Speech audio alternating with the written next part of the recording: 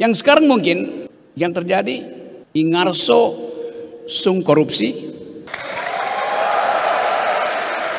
Ing Madia mangun dinasti, tutwuri cawe-cawe. Setiap bayi yang lahir hari ini, dia sudah dibebani utang pemerintah sebanyak 40-50 juta rupiah. Bagaimana kita membayangkan bonus demografi kalau bayinya IQ-nya kurang dan dia masih harus bayar utang?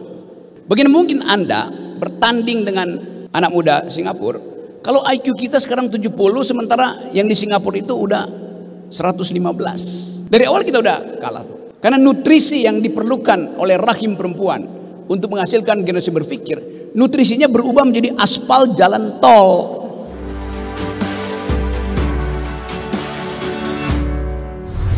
Ini sesi talk show dengan tema menggugah keindonesiaan kita. Boleh tepuk tangan sekali lagi untuk teman-teman semua. Di sini saya nggak akan sendiri, saya akan mengundang sejumlah narasumber untuk menemani saya pada siang hari ini. Kita akan berdiskusi mengenai menggugah keindonesiaan kita. Saya akan undang dengan hormat kepada Wakil Rektor 3 Universitas Negeri Semarang, Dr. Ngabianto. Kami persilahkan.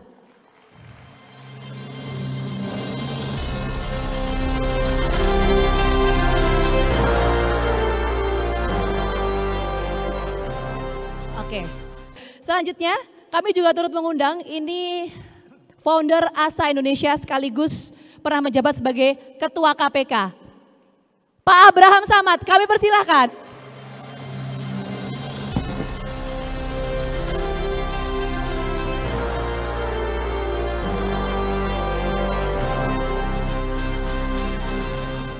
Mic-nya boleh dicek dulu, Pak. Tamu yang ini terakhir kita akan sapa seorang akademisi. Siapa? Kita boleh dong teriak. Siapa akademisi? Oke. Bung Rocky Gerung, kami persilakan.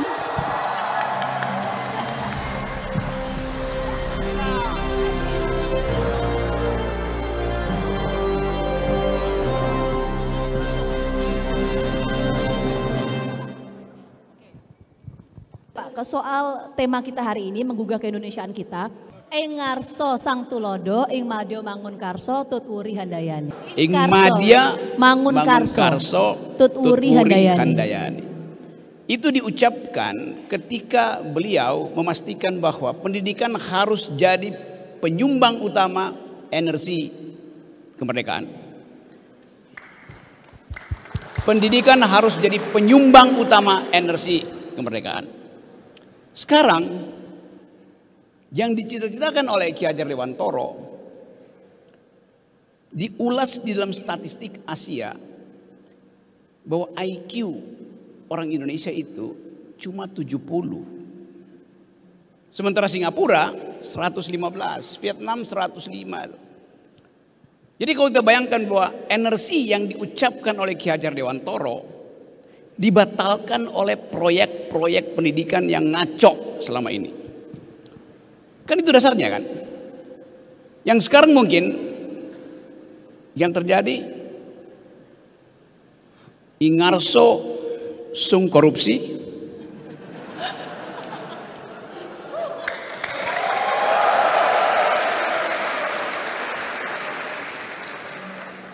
Ingarso sung korupsi, Ing Madia mangun dinasti,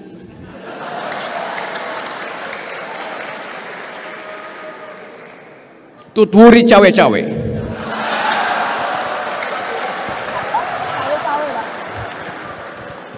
Itu yang kita punya hari ini, yang menyebabkan perintah konstitusi untuk mencerdaskan kehidupan bangsa tidak terjadi.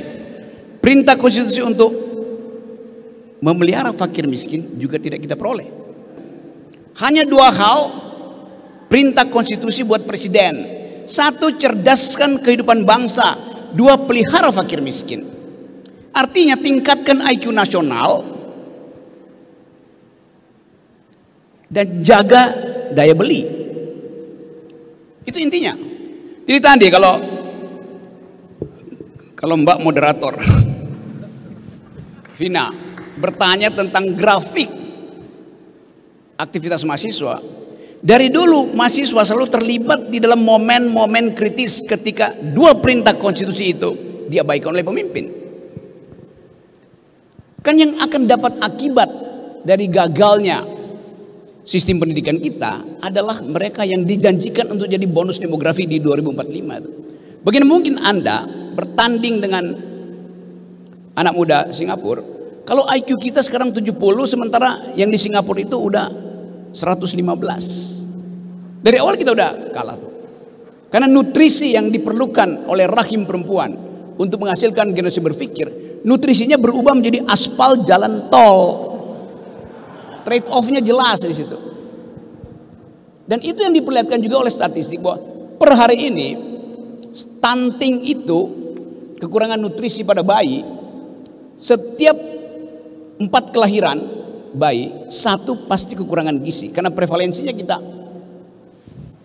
25%. Ada Pak Dokter yang tahu angkanya. Apa akibat dari bayi yang kekurangan nutrisi di usia belajarnya, di usia formative years-nya? Otaknya tidak akan tumbuh atau menyusut 25%. Bagaimana otak yang menyusut 25% diandalkan sebagai bonus demografi di 2045? Bagaimana caranya? Lebih dari itu, setiap bayi yang lahir hari ini dia sudah dibebani utang negara, utang pemerintah sebanyak 40 sampai 50 juta rupiah. Bagaimana kita membayangkan bonus demografi kalau bayinya IQ-nya kurang dan dia masih harus bayar utang negara? Kalau saya undang satu lembaga survei di sini dan saya minta dia tanya pada calon-calon ibu di sini,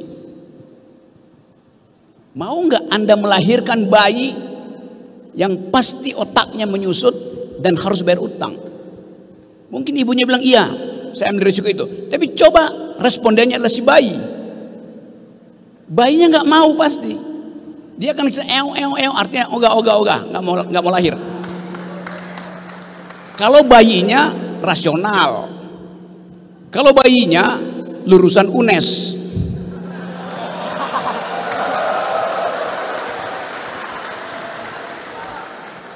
saya nggak tahu kalau bayinya lulusan UGM.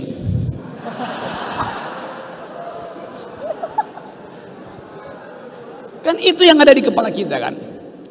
Kan kita ingin bangun generasi ini supaya bisa kompetisi dengan mahasiswa lain di sekitar negara tetangga kita.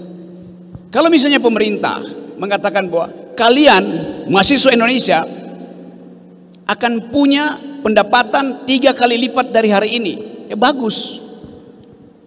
Kalian akan tumbuh cerdas 2 kali lipat IQ dari hari ini, ya bagus aja. Tetapi itu kalau mengandaikan Singapura nggak bertumbuh, Thailand nggak bertumbuh, Vietnam nggak bertumbuh. Kan kita mesti baca statistik bahwa Singapura juga pasti bertumbuh, Thailand bertumbuh.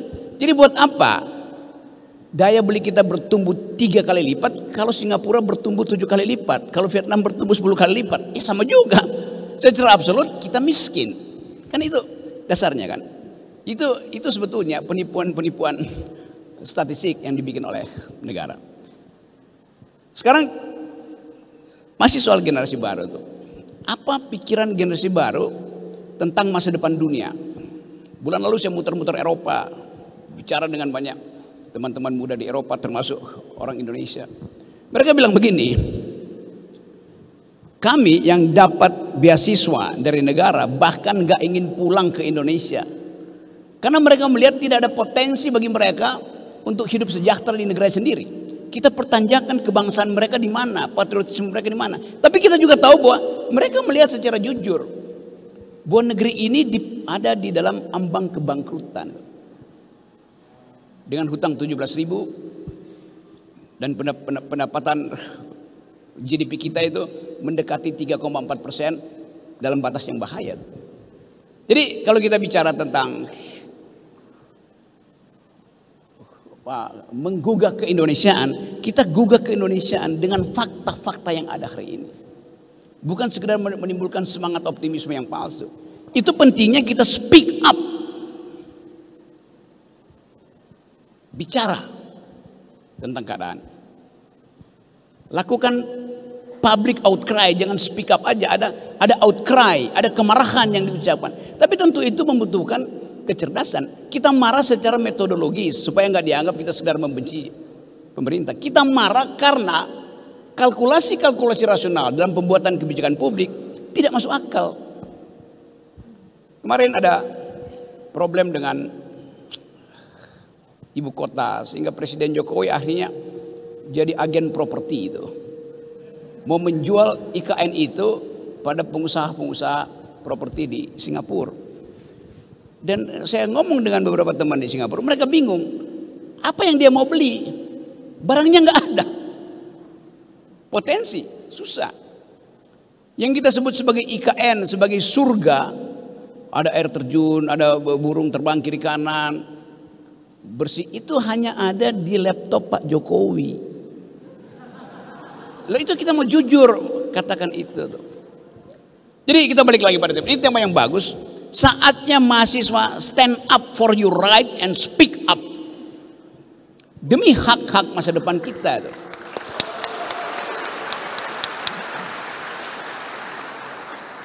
Coba kita bikin ekstrapolasi. Sekarang ada tahun pemilu. Semua orang berharap ada pemimpin yang bisa meneruskan warisan rejim hari ini. Apa warisannya? 1, utang luar negeri. 2, bangsa yang terpecah secara sara, agama, ethnicity itu. 3, demokrasi yang indeksnya turun terus. 4, situasi HAM yang makin lama makin mengkhawatirkan, terutama di Papua tuh. Jadi seluruh problem itu akan Anda hadapi nanti di 2024. Sekarang kita tunggu kampanye apa dari calon pemimpin bangsa tentang isu itu. Saya lihat baca statistik tadi pagi. Swing voters pemilu 2004 dari 27% naik merangkak ke 30%. Siapa mereka? Anak muda. Swing voters artinya anak-anak muda ini nggak tahu mau pilih siapa. Dia tunda coblosannya tuh. Karena dia mau mendengar suara dari UNES, suara dari Abraham Samad.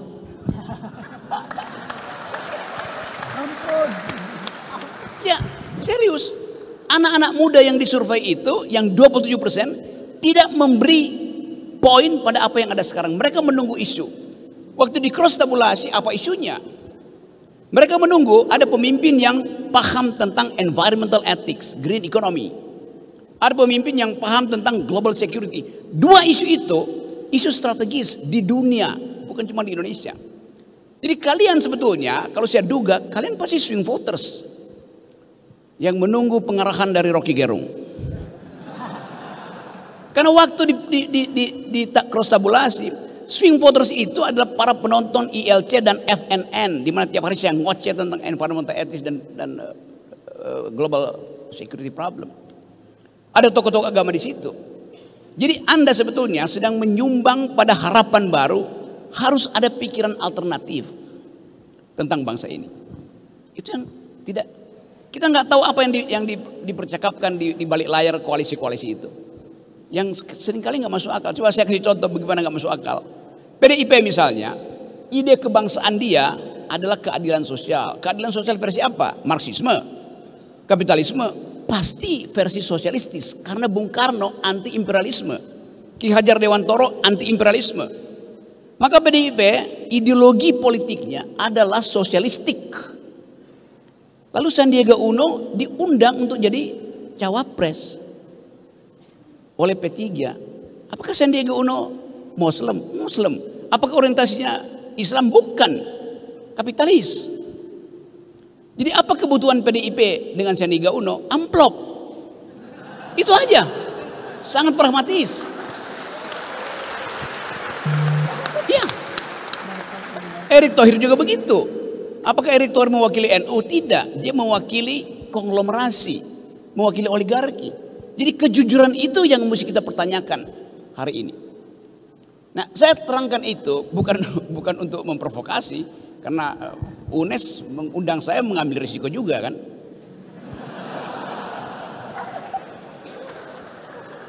UNES artinya Universitas nekat sekali.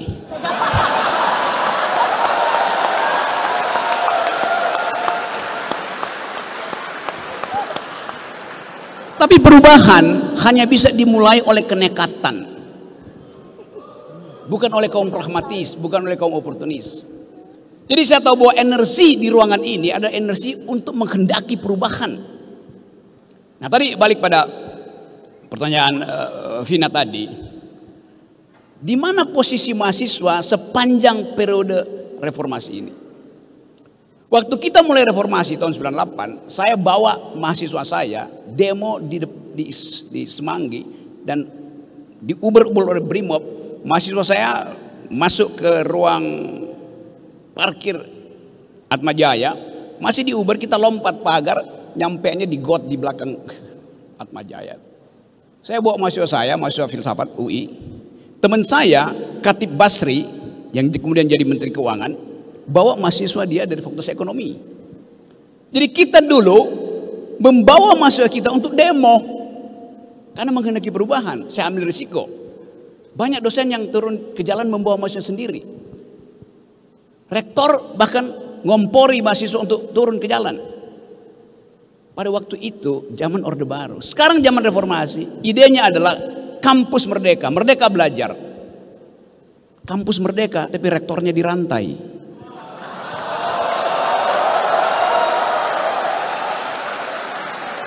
Yes. Jadi bukan merdeka belajar, kita masih belajar merdeka. Belum lulus merdeka tuh. Lalu apa gunanya kita di sini? Mengaktifkan kembali energi perubahan itu. Mana ketua BEM tadi? Ketua BEM-nya mana tadi ketua BEM? Ketua BEM dari fakultas FIB, Fakultas Ilmu Bohong-bohongan. Oh. FIPP, Fakultas Ilmu Pendidikan dan Psikologi itu berlebihan sebetulnya, karena di dalam pendidikan intinya adalah psikologi. Setiap pedagog dia harus paham psikologi muridnya. Kenapa mesti ditambah psikologi?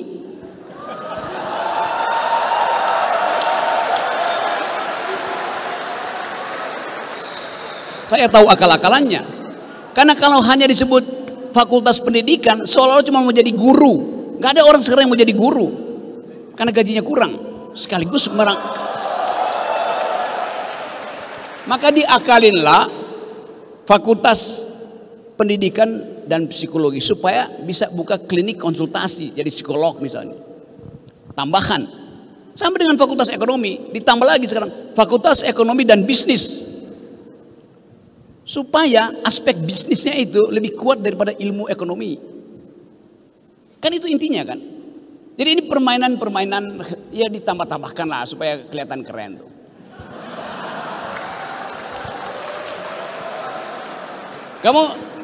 Kamu semester berapa kamu? Hah? Semester 6. Rencana DO semester berapa?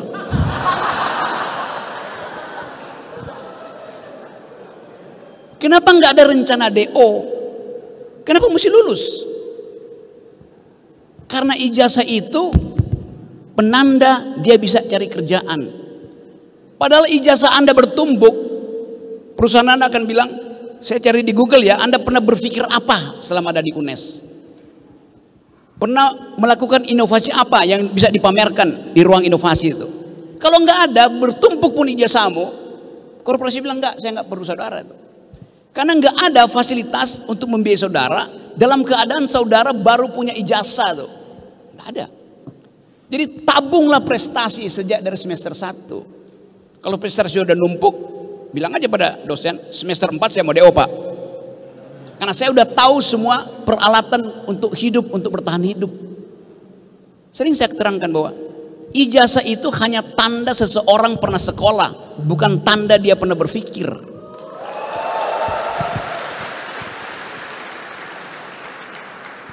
Yang punya ijazah asli aja belum tentu bisa berpikir, apalagi yang ijazahnya palsu. Logika begitu. Tapi saya tahu bahwa profesor-profesor di universitas ini mengabdikan sepenuhnya kehidupannya untuk meningkatkan IQ nasional. Saya tahu itu. Kalau Universitas Indonesia, ya dosennya itu banyak konsultan di luar tuh. Tapi ada tradisi di UNES, Universitas Negeri yang tadinya namanya IKIP, betul ya? Institut Keguruan dan Ilmu Pendidikan. Basis-basis pedagoginya tetap ada di situ. Kesederhanaan, kesetaraan. Jadi sudah betul kita mulai satu gerakan speak up. Bahkan kita bikin bahwa ini tempat pertama di mana kita bangunkan bangsa ini. Ada wake up call. Bahwa potensi kita untuk tumbuh sebagai bangsa yang berpikir sangat besar. Kenapa? Para pendiri bangsa ini, founding parents kita, jangan bilang founding fathers, itu bertentangan dengan feminisme itu. Founding parents kita atau founding person kita menumbuhkan kebiasaan untuk berdebat. Waktu konstitusi kita dibuat, itu hasil dari percakapan intelektual yang sempurna. Islam bertengkar dengan ide nasionalisme, nasionalisme bertengkar dengan ide komunisme, komunisme bertengkar dengan ide liberalisme itu. Jadi ada percakapan intelektual yang menjadi asas berdirinya bangsa ini. Dengan kata lain, ada suasana pluralisme dalam pikiran. Karena itu sekarang yang kita dengar NKRI harga mati, mematikan perdebatan. Pancasila harga mati, mematikan interpretasi itu. Begitu sering saya diundang, Pak Rocky, kita mau undang untuk seminar tentang Pancasila. Oke, temanya apa? Pancasila sudah final. Ngapain diskusikan sesuatu yang sudah final? Kan kekacauan itu terjadi. Jadi sekali lagi teman-teman, kita ingin agar supaya ada perspektif baru diucapkan dari UNES tentang bangsa itu. Kalau saya tawarkan misalnya, berani nggak teman-teman di UNES memikirkan bahwa Indonesia masa depan bentuknya adalah Commonwealth, bentuknya ada perserikatan, bentuknya ada negara bagian. Takut karena NKRI harga mati. Kenapa takut membayangkan sesuatu yang mungkin lebih lega? Kalau sekarang NKRI harga mati itu kayak bebannya berat betul. NKRI harga mati ini luas, wilayah kita luas sekali. Jumlah pulau kita 17.000. Benar nggak? Enggak. Udah ratusan pulau yang tenggelam karena pasirnya dikeruk, dijual oleh negara.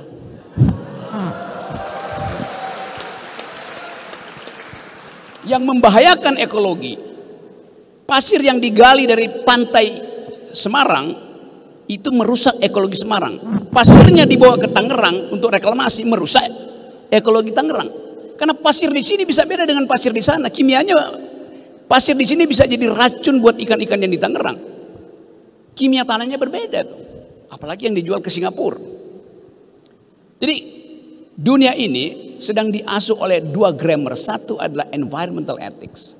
Di dalamnya ada ide tentang new kind of justice, yaitu gender equality, feminism point of view. Nah kita di sini nggak mendengar isu itu dibicarakan oleh para capres. Kenapa? Karena para capres dikepung oleh isu 20% threshold. Itu yang merumitkan kita. Jadi ide itu jadi buntu karena soal teknisnya mesti diselesaikan dulu. Kalau sekarang siapa calon presiden? Nggak ada calon presiden hari ini. Karena konstitusi bilang calon presiden harus mendaftar dengan wakilnya. Kalau nggak ada wakil, nggak mungkin jadi presiden. Buat dapat wakil itu harus lampaui juga jebakan 20% threshold. Yang udah 2 kali saya dalilkan ke Mahkamah Konstitusi ditolak terus.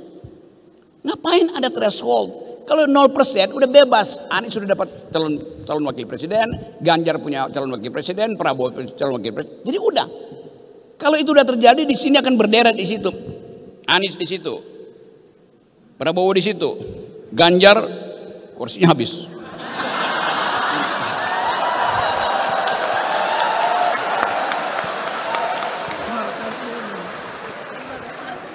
Jadi ini forum akademis.